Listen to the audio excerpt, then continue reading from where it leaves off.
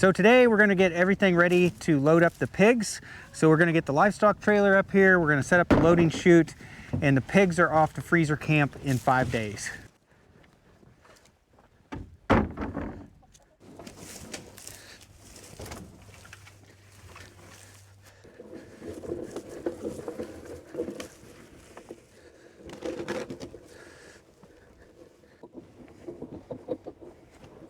So we normally set this up a few weeks beforehand so the pigs get used to the loading chute and the trailer. We start feeding them out of it, and eventually they sometimes start sleeping in it. And we only got 5 days this time, so we got to get them used to it quick. So we're going to do everything we can to encourage them to get inside and eat, and maybe hopefully start sleeping in there, because it's way easier to load them in the morning when they're already inside.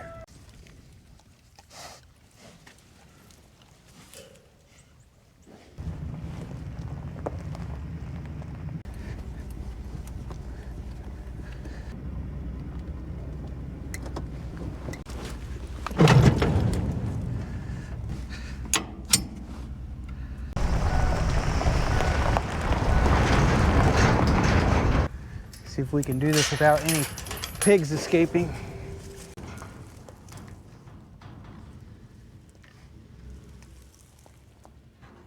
All right, I got the livestock trailer backed up here, except the pigs are very curious creatures and they are up here checking things out, and I can't let them escape.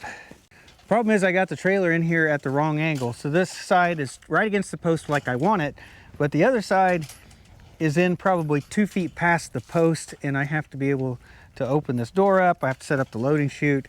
It's not gonna work where it is. And of course I can't back the trailer out with these guys here or they'll end up escaping. So on this side of the trailer, I've got the gate swung up against it. I've got a ratchet strap right here holding it against the trailer so they can't try to scoot out of here. So I'm just gonna leave the trailer here for now, and hopefully come back later and the pigs have gone off somewhere else.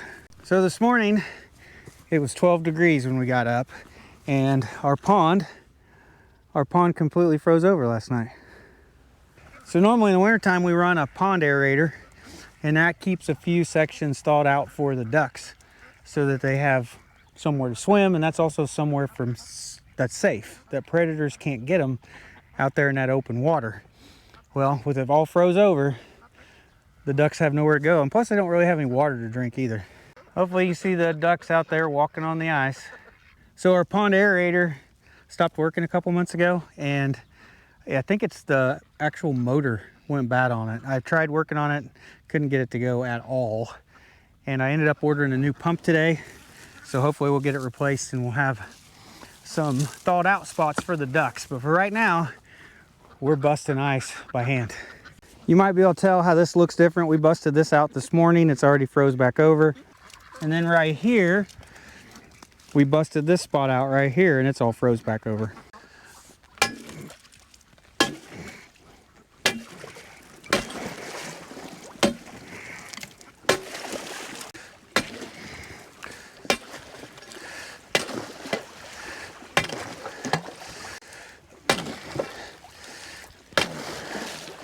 This is the steel tamper that I made. It's heavy enough to break the ice.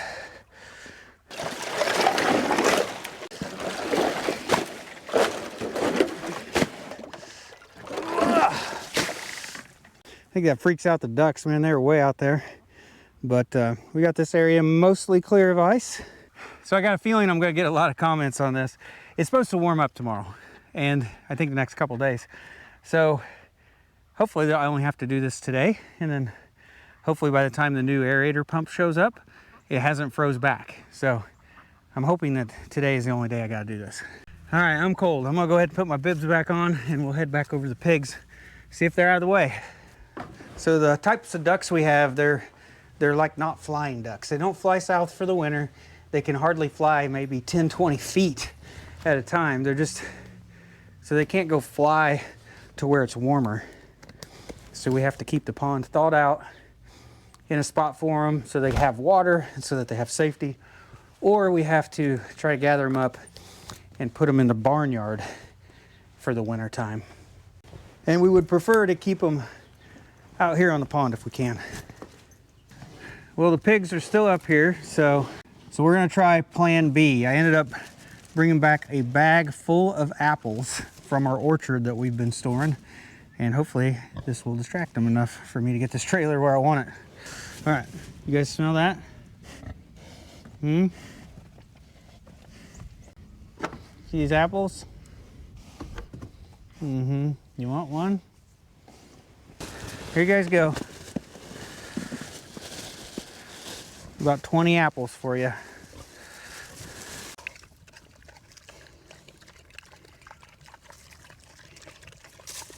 Hopefully I'll distract them long enough.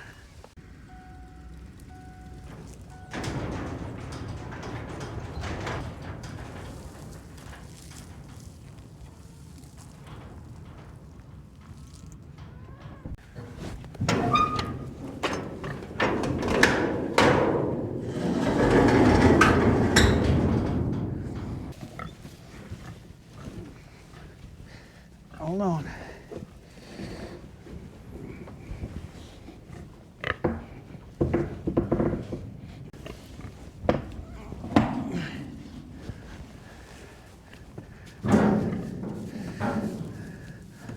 Oh, there's a trick to this. I think the door ends up being kind of in the way.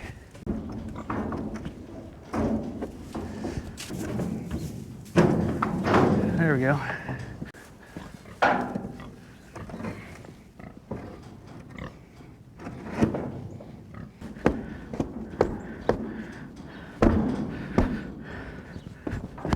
Yeah, that feels good.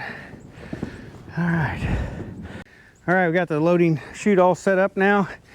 And the way we got this in here, we needed to have access to this side door so we could get in and out. And you can see that gate ends right there next to that door. If we were just a little bit off, we wouldn't be able to get it open. So now I'm gonna go ahead, I'll get the inside of the trailer set up.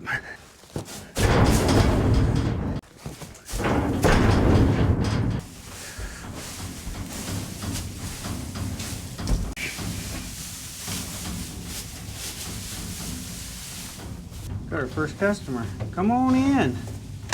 That's amazing, without any food. Come on. Come on. Try to get your feeder. It's frozen to the ground.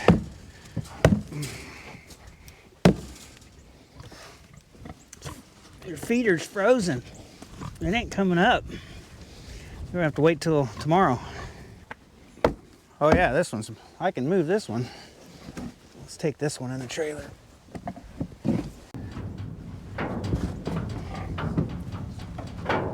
Why do I not remember this trouble before? Probably because I moved an empty one, not one with full feed in it.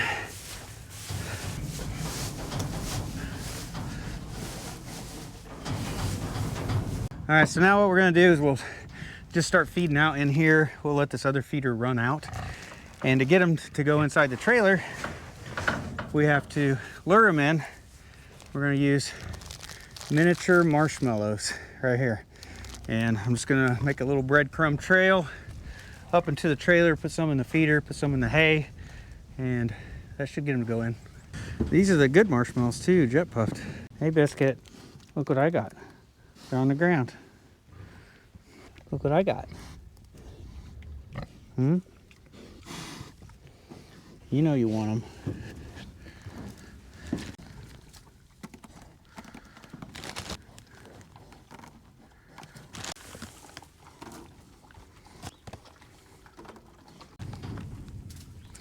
They can root through this straw, they'll find all these marshmallows.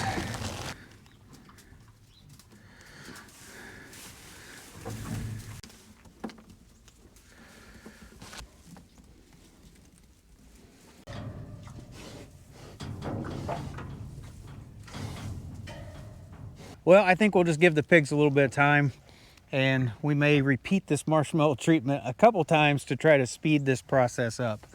But yeah, they are going next Wednesday. Next Wednesday morning, they're going off to freezer camp. So now that that's done, I'm gonna go back to the house, I'm gonna warm up a tractor, and then we're gonna head over to the firewood shed, do a little bit of work over there.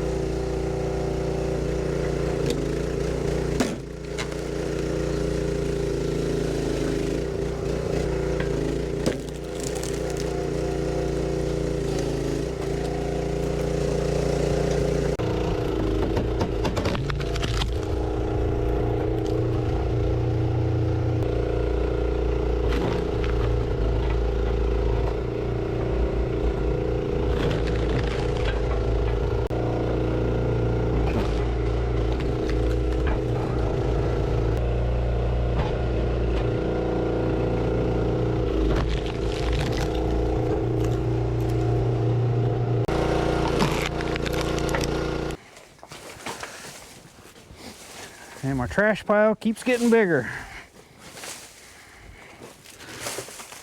So I just split up the rest of the oak rounds that were back on this side of the firewood shed.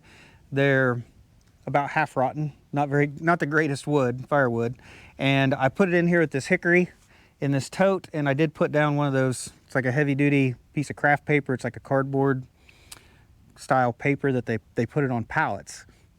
And I just put that in there to help differentiate between like the good wood and the bad wood. I know it's not gonna stand the test of time, but I think it's at least gonna help let me know which is which.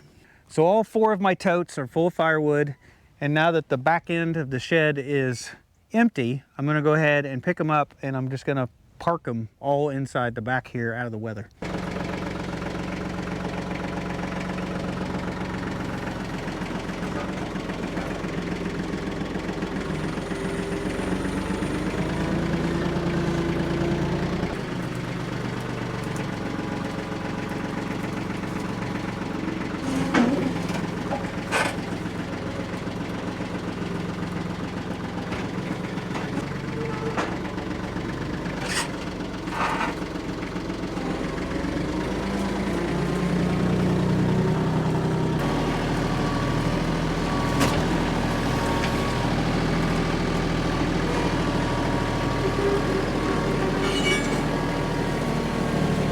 Not the smoothest.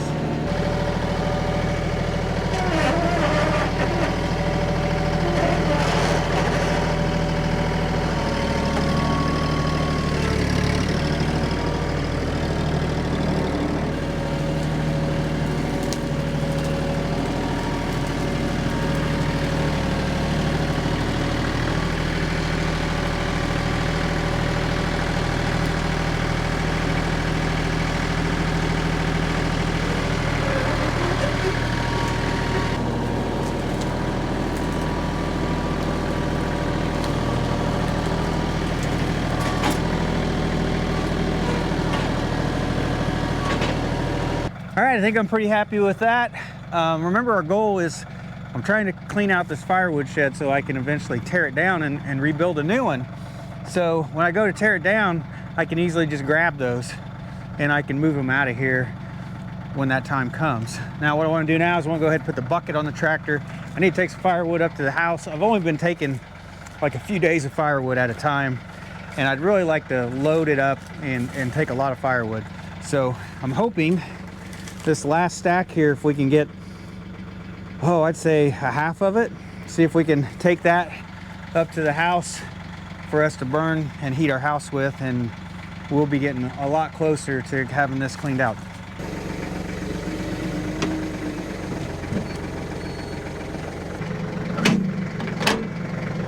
I put the bucket from the bigger tractor on so that I can carry more firewood. Plus it was the easier one to get to.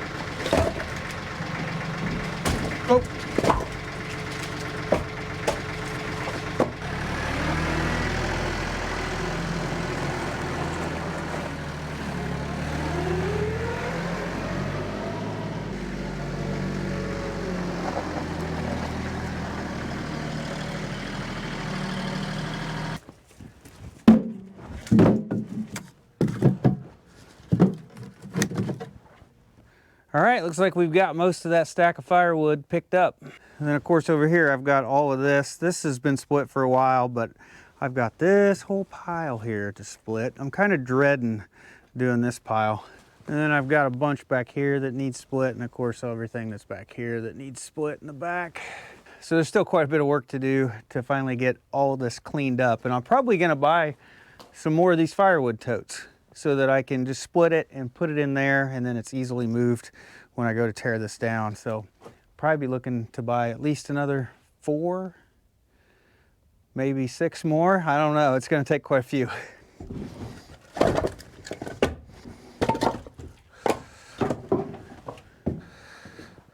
Well, that is the fullest I've had the firewood rack in a long time. I usually don't get it above the bottom of the window, but it's nice to have this much firewood up at the house. I won't have to worry about it for a little while. So the sun is down and I really need to go out and lock up the chickens and do the evening chores, but I want to check on Rebecca real quick. She's been printing t-shirts most of the day. I bet she's been doing it for like 5 or 6 hours by now. And we had like 6 boxes of blank t-shirts for her to print, quite a few. So let's go see how she's doing. Each one of these stacks is a different size of this t-shirt. We've never had this many shirts for sale before. And UPS dropped off our hats today. So all this stuff will, hopefully when she's done printing all this, it will go in and it'll be for sale on our website.